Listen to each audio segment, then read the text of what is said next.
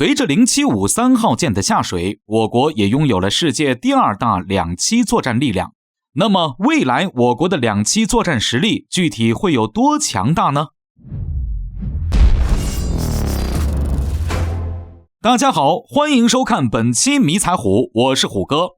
中国海军这些年来下饺子般的造舰速度，着实让不少国人振奋。中国海军这10年来中的提升也是有目共睹。但是实际上中国海军进步最大的其实是两栖力量。8艘 2.5 万吨级071大型船坞登陆舰，3艘4万吨级的075两栖攻击舰，32万吨的总吨位，让中国两栖作战实力稳居世界第2。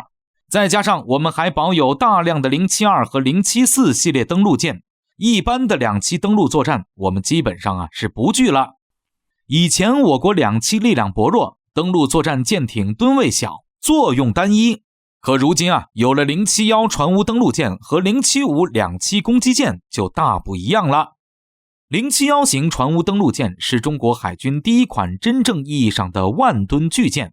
071船坞登陆舰是中国也是世界先进的两栖登陆舰，具有 2.5 万吨排水量，能够装载4架直升机、4艘气垫艇、多辆两栖坦克，具有1个加强营的运输能力。现在南部战区舰队配备4艘，加上3艘 072A， 能够发动1个陆战旅的攻击。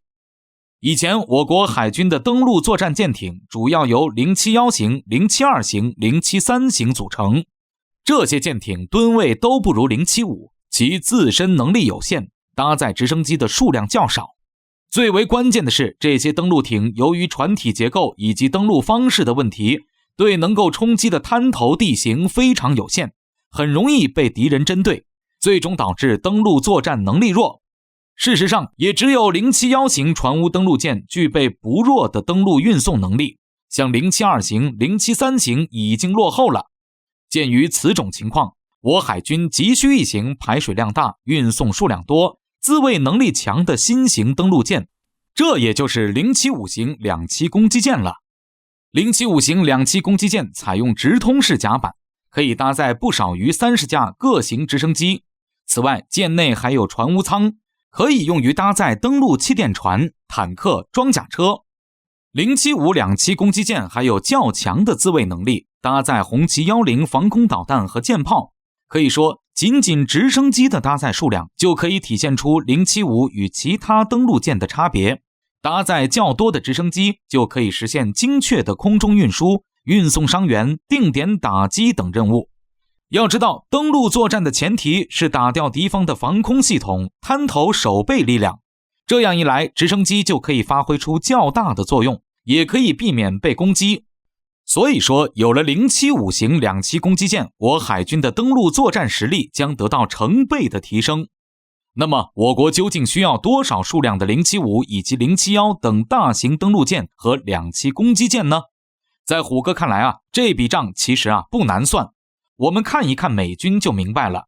两栖战舰的搭载能力是有限的，一条黄蜂搭载的登陆兵也就几百人，而大家以为的上千的陆战队队员里面，其实很多是航空部门的，并不直接参与登陆作战。实际上，远征分队的地面作战力量只有1个步兵营，加强1个炮兵连、1个坦克排和一定工兵部队，也就是1个加强营。就这么点部队，需要1条两栖攻击舰、1条船坞登陆舰、1条船坞运输舰组成的编队才能搭载。1个师是9个步兵营，要发动师级登陆作战，那就是得有9个到10个这样的两栖编队才能支持。实际上，美国现在的两栖作战力量全部集中起来，也就支持1个师登陆。1个师那叫多吗？二战时期的登陆战动不动就是几十条万吨轮，加上几十条 LST 登陆舰，现在这点规模真的是毛毛雨了。从这个角度讲，10艘075型两栖攻击舰是必然要建的，因为目前就我们有现实的大规模登陆作战需要，比如某岛。当然了，除了075之外，071也是不能少的。美国海军陆战队的配置基本上就是1条两栖攻击舰外加2条船坞登陆舰或者船坞运输舰。这也就意味着071的数量将会是075的1倍，这样才能保证我们能解决未来有可能会遇到的战事。目前我国075两栖攻击舰已经下水2艘，第3艘也正在进行紧张的安装工作，已经拆除了脚手架，即将出海进入海试。075型两栖攻击舰在进行两栖登陆作战时，主要负责航空方面的力量，比如各种直升机的起降作战。未来不排除舰载垂直起降战机也会上075型两栖攻击舰进行作战。075型两栖攻击舰由此具有垂直攻击和登陆能力，